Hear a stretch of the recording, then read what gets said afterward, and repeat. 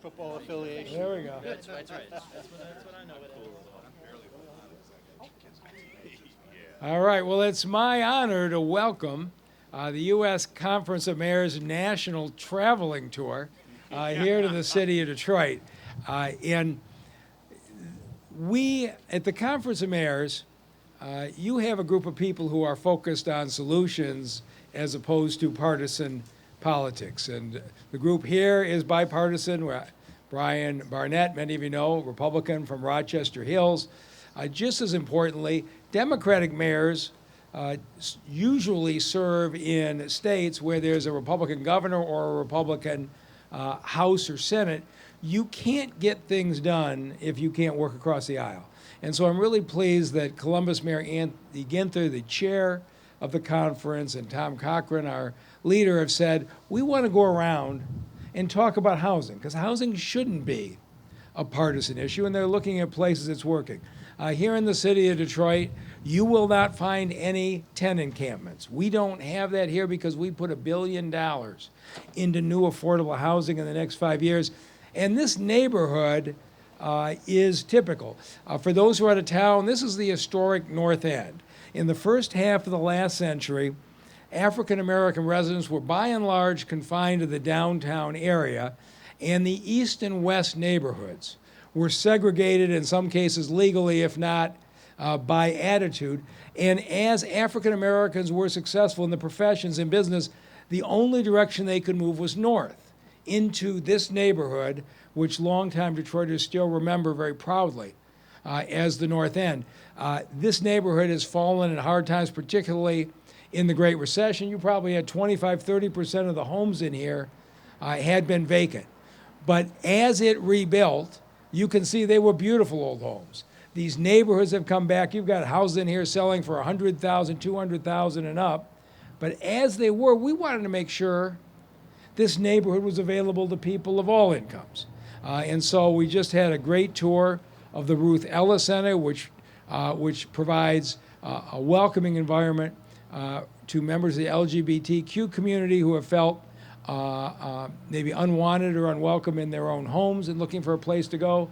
Across the street, the Clare Ward has probably been abandoned for 30 years, is being rebuilt for affordable housing. On the other side of the street, we have St. Rita's, which was for 20 years a vacant building. Reverend Jim Howley of the Little Rock Baptist Church came to me and said, would you knock it down?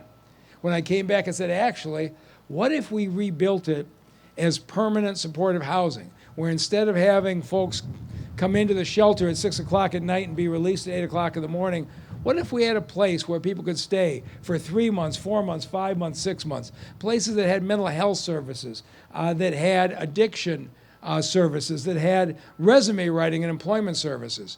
And St. Rita's has been extremely successful. So we are building beautiful, affordable housing mixed into the great tradition. And the other thing that's happening, and I've been actively checking my phone, hopefully this won't turn out to be an incorrect prediction, but I'm guessing before the end of this press conference, I'm certainly hopeful, that Detroit City Council is going to make the most dramatic change in city housing policies we've seen in generations. And the pilot ordinance is in front of them now.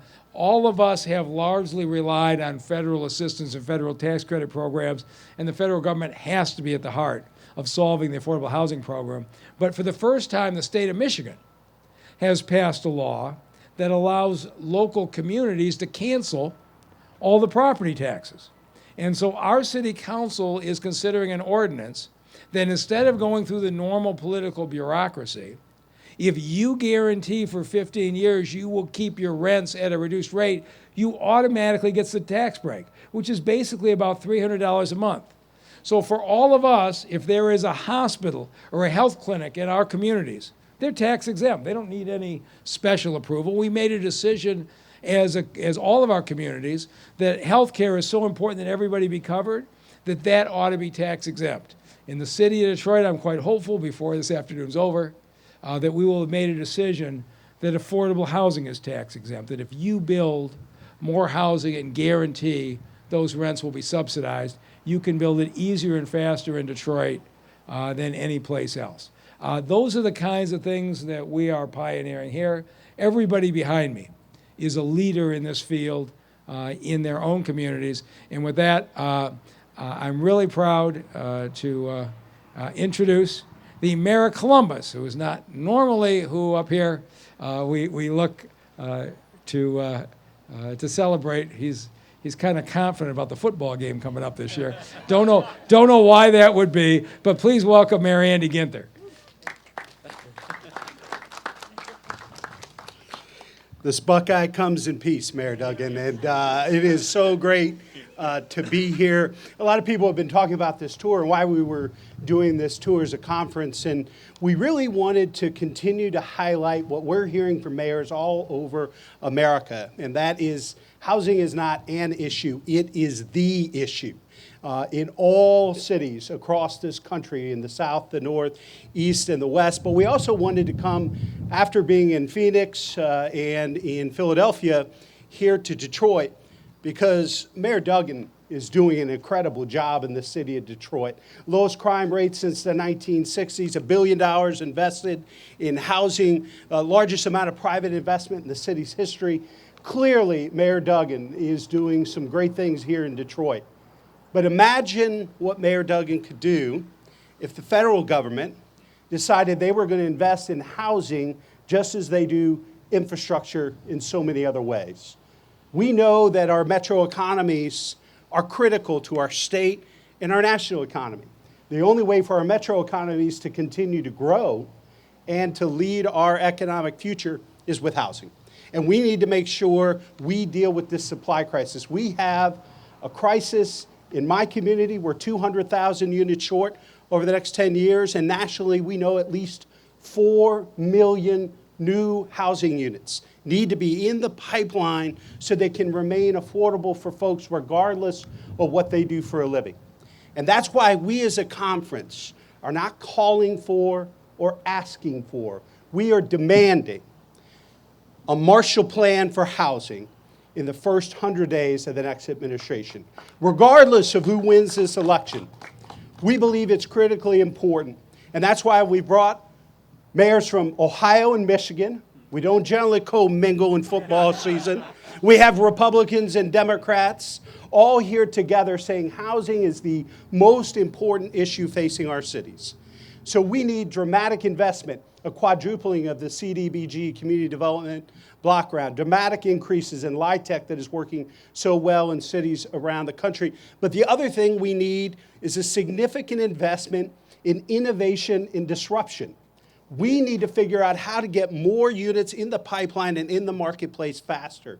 And there are great examples from Connect building blocks in Columbus to here in Detroit and other places around the country that can cut the time in half to provide housing for our residents, but it takes federal investment.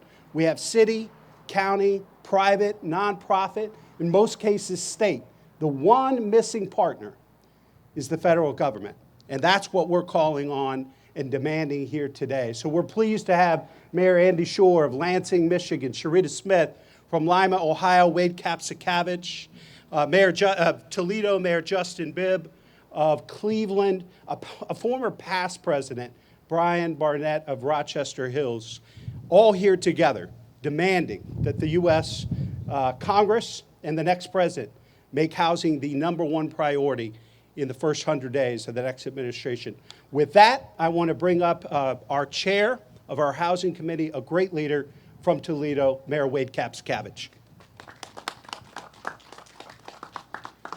I'd like to thank Mayor Ginther for the introduction, and I'm surprised that when he pointed out all of the wonderful things that Mayor Duggan has been able to accomplish here in Detroit, that he didn't mention that the city of Detroit, for the first time since 1957, is growing. It is adding population, not the Greater Detroit, not Wayne County, but the city of Toledo, the incorporated city of, I think I said Toledo.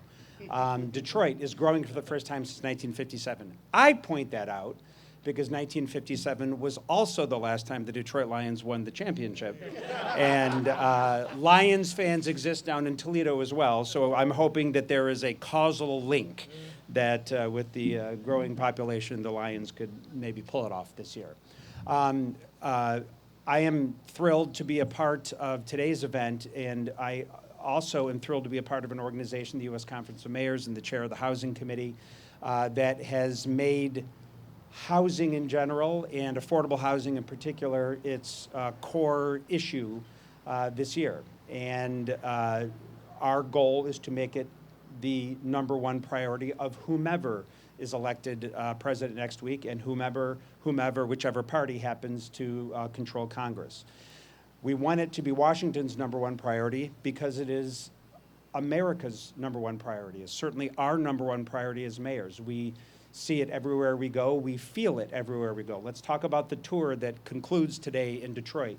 It began in Phoenix, where there was a visit to housing that supports those victims of domestic violence and others affected in that way, and housing that can cater to their needs. Then in Philadelphia, housing for police officers and other city employees that the city of Philadelphia is hoping to have their city employees live inside the city. Here in Detroit, visited the Ruth Ellis Center and the work they do with the LGBTQ youth.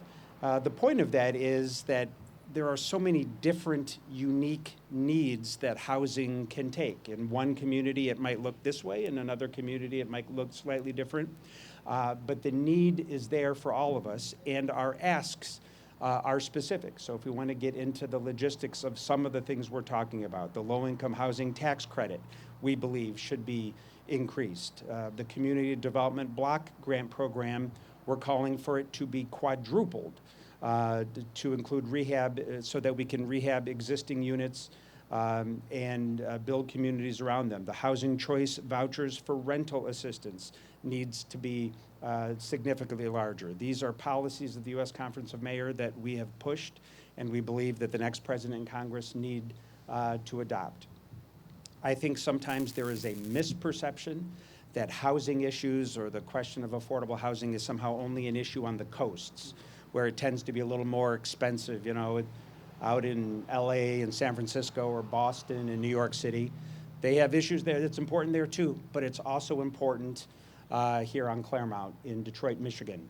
And it's important in Milwaukee, Wisconsin, and Toledo, Ohio, and Lansing and Lima and Cleveland, and towns in the middle of the country where maybe rents are a little more affordable by national standards, but there's still such a need for it. And if there's a need in markets like Detroit and Toledo and Lima and Lansing, then that really speaks to how important the need is nationally. That's why this tour took place. It's not a surprise that the 3 cities we mentioned were all in swing states. That was by design. We are trying to get the attention of the presidential candidates and those who make decisions in Washington to elevate this issue in the first 100 days of the administration of whomever happens to be elected president next week. I know the election is in 6 days, which means we should know who won in about 55 days. But regardless of when that is resolved, the mayors of America will be poised to work with him or her to push forward this important agenda. Another voice that's important in this debate is the voice of the mayor of Cleveland, Ohio. He is a dynamic young leader in his first term and is tackling challenges that would be a lot for any mayor to bear, and is doing a fantastic job. I want to introduce my friend, Mayor of Cleveland, Justin Bibb. Thank you, Mayor. Thank you so much, Mayor. It's good to be in Detroit, one of our sister cities, and I want to just commend Mayor Duggan for his leadership as mayor of this great city. In many ways, Detroit's comeback is America's comeback. And we're seeing symbols of that comeback in our respective cities all across the country. And housing is our #1 priority as America's mayors. In Cleveland, we are dealing with our fair share of challenges, and we are working with the public sector, the nonprofit sector, and the private sector to meet the moment in Cleveland. Just several weeks ago, we worked with KeyBank and Lisk, stealing an idea from Detroit, where they raised $100 million for a new housing opportunity fund. We just passed legislation in Cleveland to do the same thing, to work to bring 3,000 more units online of both affordable and workforce housing. We also recognize that we have a national crisis in this country around homelessness. And as America's mayors, we believe it requires a compassionate, thoughtful response to house our unsheltered neighbors. And so we are working very closely right now with our county and other key nonprofit partners to house 150 people in Cleveland through our Home for Every Neighbor initiative. And already, just this year, we've housed 70 unsheltered residents in our city, and we're on pathway to house 150 people by the end of the year. So, as the saying goes, if you want to get a job done, you hire a mayor. And as we approach this election in a few short days, we're optimistic and hopeful that the next president and the next leaders of our Congress will work with this conference and America's mayors to meet the moment for our nation, because solving our country's housing issue is not a partisan issue. Democrats, Republicans, Independents, we all deserve dignity, we all deserve opportunity, and we all deserve a right to a high-quality home and place to live, and that's why we're here today in the great city of Detroit. And with that, I'll bring Mayor Schor from the great city of Lansing to the podium. Mayor? I gotta follow that. Man, I gotta follow Mayor Bibb.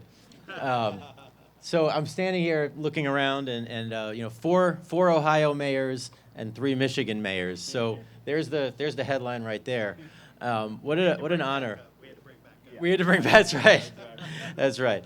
What a wonderful time to be in Detroit. This is such an incredible facility. The tour was wonderful. In Lansing, we're an hour and a half down the street, just a small suburb of Detroit, but we are very proud of what goes on here in Detroit, and I think that's true of all of Michigan. We've seen history and we've seen ugliness, but we see the incredible, impressive things going on here in the city of Detroit, and it is palpable, and it's felt throughout the state, and it's nice to hear that it's felt throughout the nation. But when we talk about the need, we talk about housing. You've heard it from everyone. You're going to continue to hear it. It's the #1 need that we see around the country. It doesn't matter, as was said, if you're on the coasts or if you're here in the Midwest. It's not just a major urban issue for the biggest cities. Cities like Lansing, we're 113,000 capital city. We're feeling the pain too. We are doing an incredible job of increasing jobs. We have a new battery plant with 1,700 new employees. We're seeing all kinds of growth, but the housing is not meeting the growth. And when you have people and you have jobs and you don't have housing, you have problems. Having diverse housing options, it's critical for maintaining economic growth. And when I talk about housing, we're talking about the potential for new housing. We're also talking about 50% of the homes in my city, in Lansing, were built before 1970, and our housing stock is in desperate need. So Mayor Bibb just said quality housing. We need to have quality housing. We also know that the economics don't always work. We are doing everything we can to try and get more housing built in our city, but when we have rents, especially affordable or attainable rents, that don't meet the new high costs of construction, the new exciting high costs of labor. We want to pay our workers more, but when the rents won't cover that, our developers can't bond for it. They can't get a loan for it, so there's a finance gap. And when there's a finance gap, projects don't get done. And here in Michigan, our legislature has done a great job recently in the last year or two of getting us some funding, some missing middle, some direct appropriation. But as was said, the missing piece of that is the federal government. We get very limited community development block grants, which we use wherever we can. We have an old school called Walter French, which has been used for a variety of things and has been closed for 20 years. And we are just in the process of finalizing that for supportive housing, for attainable housing, there's going to be a daycare on the first floor. We're going to go open that in a few weeks. It's right on the bus line. There's going to be transportation. When you look at all the different pieces that come along with housing, we as cities, we know how to do that. And it's different in every one of these cities back here. We know how to do that.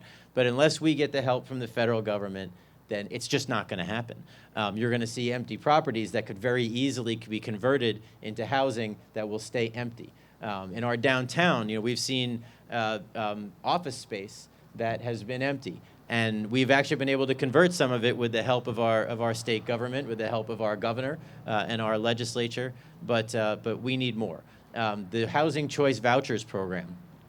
When I hear that we have shelters that are full and we have vouchers that we can't get enough vouchers to get folks into affordable housing, it breaks my heart that we know that the folks are out there, we know they want to be housed, they want to be off the streets, and they can't get the voucher.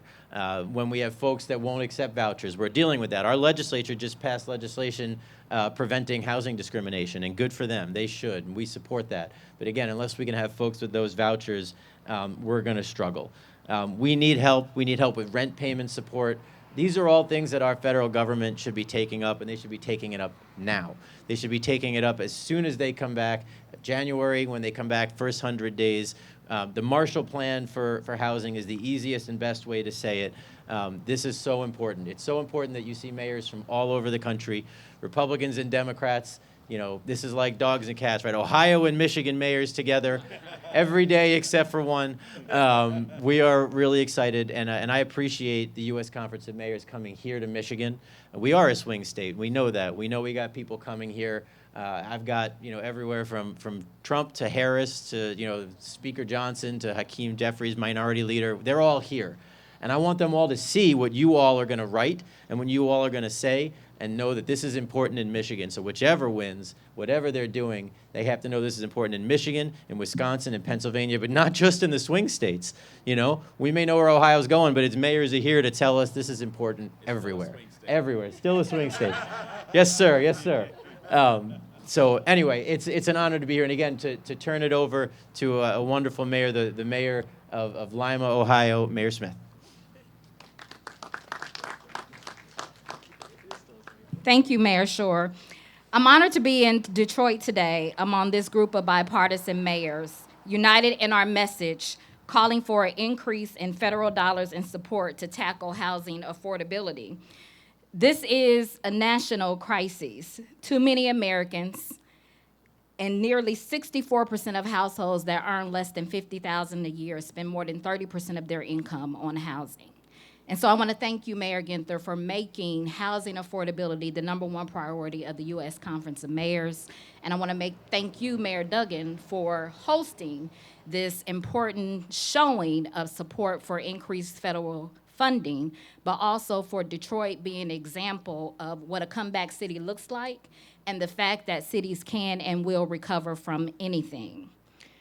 But for a moment, I want to talk about the city where I am mayor. The city of Lima, Ohio, is one of the Rust Belt cities that's located in the heart of America, where the median household income is less than $42,000.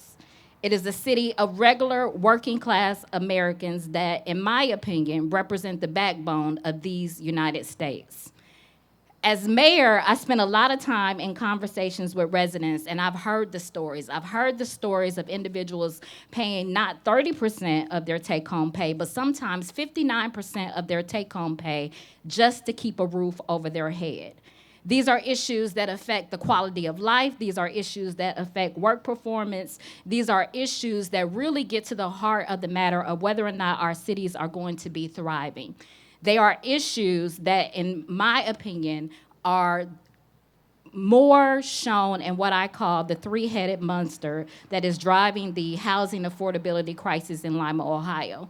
And that is stagnant wages, that is aging housing stock, but that it is also an abundance of infill lots that are ripe for development. And so I am here specifically advocating for a change in community development grant funding to provide monies to preserve our affordable housing stock.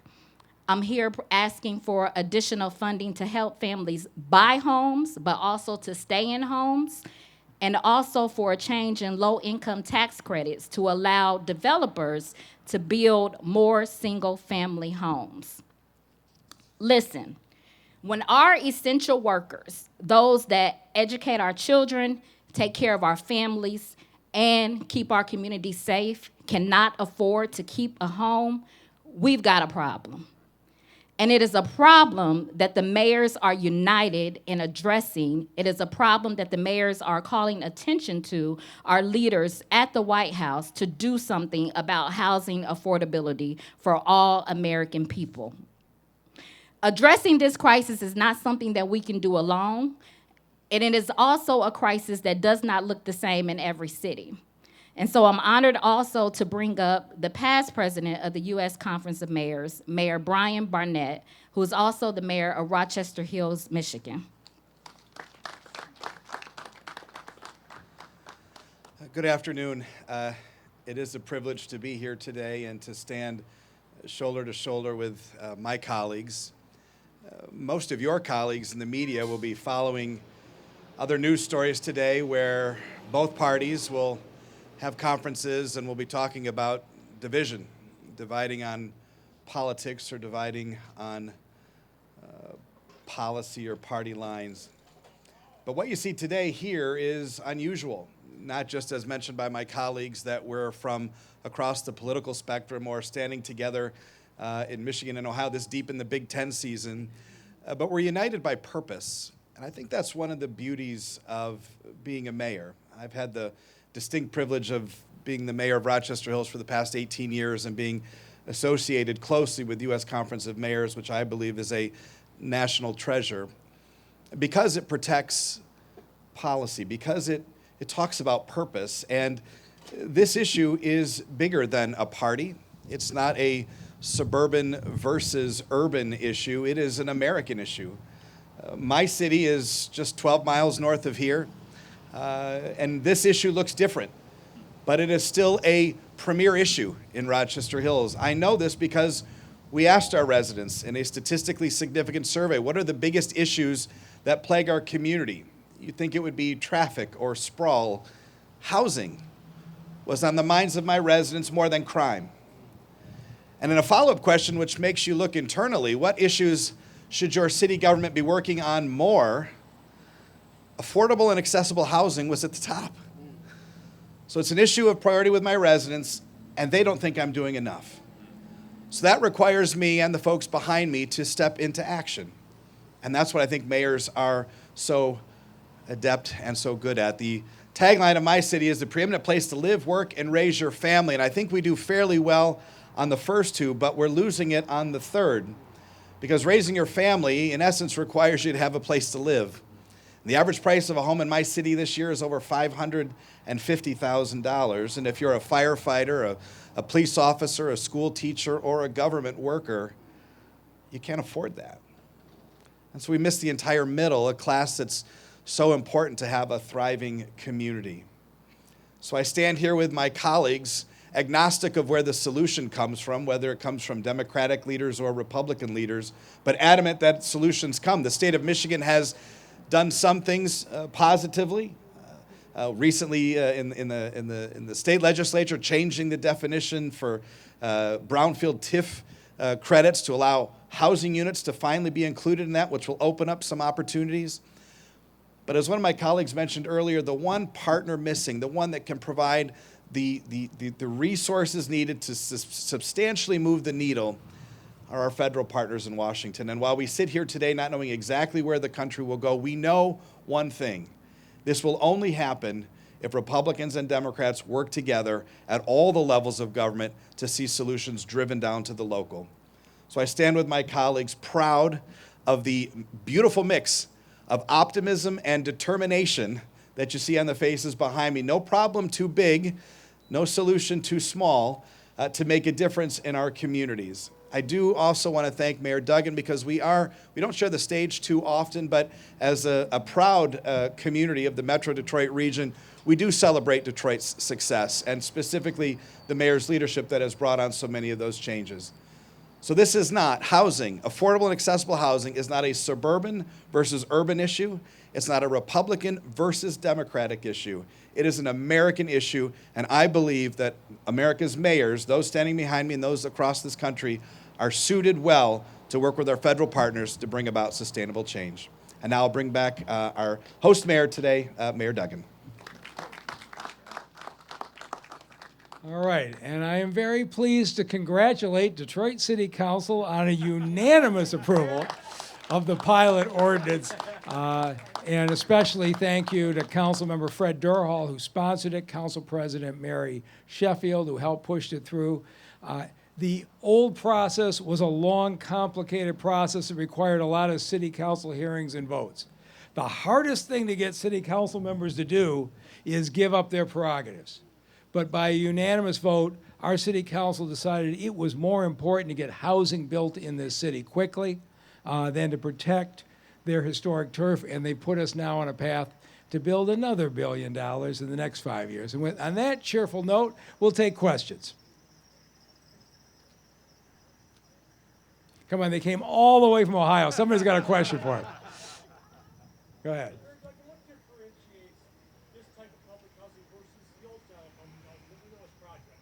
You've been tearing down projects the last 10, 15, 20 years because of the wrong warehousing. What makes this different? Yeah. Now, I don't know of anybody who is building large-scale public housing anymore because it did tend to reinforce maybe some of the lack of hope. But what you're seeing here, you can see what we've done. We built a beautiful affordable housing project in a nice neighborhood, which we're also doing over there. We have a policy in this city that when you build new housing, 20% of the units in the building will be affordable. Stephen Ross is building apartments downtown by Little Caesars Arena and going to have Section 8 housing units within the apartment building with some of the wealthiest units in the city. That's what a city is. People of all income. As Mayor Barnett said, you want your police officers, your firefighters, your school teachers to be able to be in the same neighborhood. When I ran the Detroit Medical Center, I wanted the folks who pushed the wheelchairs and who worked in the cafeteria to be able to live in the same neighborhoods with the doctors and nurses. Maybe not the same house, but in the same neighborhood where you shared the parks, you shared the grocery store shopping and the like. That's what a city is. And that's what I think we're all trying to do. And I would leave it to my colleagues to talk about whether they're approaching it the same way in their cities. So I'll just start. One of the things that we're doing aggressively in Lansing is mixed income within the same buildings. So you could have somebody on a voucher next to somebody basically paying market rate in the same building, one subsidized, one not, but getting the same product. That's not warehousing poverty. That's giving equal opportunity, although some are in careers that are paying less so they can qualify. So if we have 30%, 35% in one building that is of attainable or workforce housing, and then market rate all mixed in.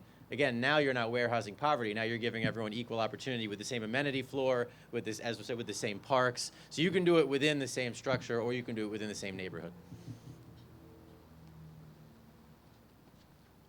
Anybody else? Go ahead. What can the next president do to help you guys out when it comes to making affordable housing easy for each of your cities? I'll let Mayor Ginther, who's taking the lead on this, take this one. Well, there are a couple of things we need to do as well as leaders, and that is update our land use policies and zoning codes. We've just updated our zoning code in Columbus for the first time in 70 years because we knew how critically important that was to make sure we were ready to invest in housing, really embracing density and height so that mixed income developments and mixed income neighborhoods can flourish. What we're specifically asking for is a quadrupling of CDBG, Community Development Block Grant funding. We are specifically requesting significant increases in LIHTC, low-income housing tax credit funding. We're asking for money to come directly to cities to help with innovation and disruption. I talked a little bit about Connect building blocks. There are many types of disruption. You think about we're building housing, getting housing to come to market very much the same way we were 30, 40, 50 years ago. Nothing in our lives is operating the same way it was 30, 40, 50 years ago. And we need the federal government to partner directly with cities to invest into innovation and disruption. We know that best case scenario, we need 4 million housing units across America over the next 10 years. We need 200,000, as mentioned earlier, in central Ohio. The only way we can do that, capital stacks have become much more complicated with interest rates and cost of building and construction. The one missing partner for us is the federal government, but we think it's critically important And whether you look at the IRA or the ARPA, the CARES Act, the critical importance is that this federal money flow directly to cities. If you want to get something done, hire a mayor. And I think there are examples in Detroit and cities all across the country of why, if this is going to be a Marshall Plan that's going to dramatically change the housing landscape across America, mayors have to lead the way. All right, we'll take one last question on this beautiful autumn day in Detroit. Go ahead. Hi there. I want to ask whoever can answer this. What is your approach or perspective on youth advocacy with lived experience to be more intimately involved into legislative and congregational aspect of housing? Can you repeat the question? Sorry, I couldn't hear you. Yeah, I couldn't hear you. So, what is your approach? What is your approach or perspective on youth advocacy with lived experience to be more intimately involved into the system within the legislative and congregational aspect of housing? It's imperative. When you think about the definition of equity and enacting structural change, we as leaders must do a better job of building these systems and addressing that structural change with the lived experiences of people in mind. And housing is a great example of that. In Cleveland, in our work to address the unsheltered population, we work directly with the unsheltered population, and they had a seat at the table in terms of how we designed the program. And so centering this work in their lived experience, centering their work in their voice is so important as we address this issue at the local level. Thank you. All right, thank you all very much.